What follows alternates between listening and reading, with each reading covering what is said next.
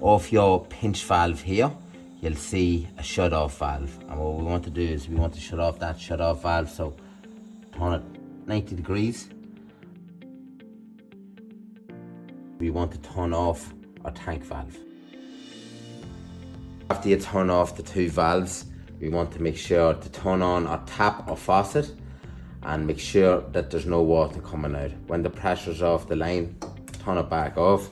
On the front of our system here, we have a 5 micron carbon and 1 micron. So put in a little tea towel in underneath to stop up any water dripping onto your press. And then to change your 5 micron, we basically want to go anti-clockwise.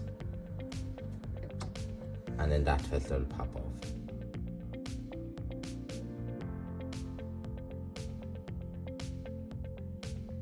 When you're putting them back on,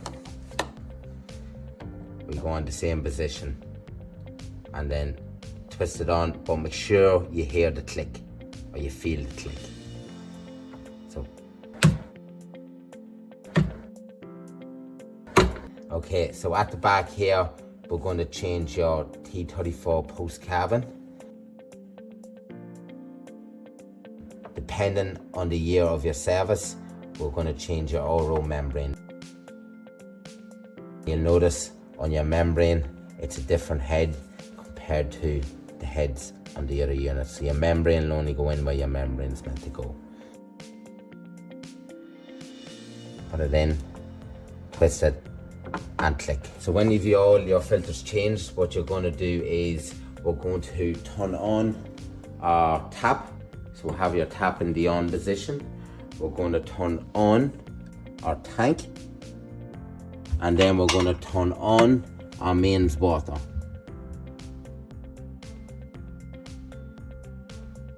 You're going to get your water come on out. There might be a lot of air on that there to start, but keep on letting it drain out until you get into a trickle at the end, similar to that.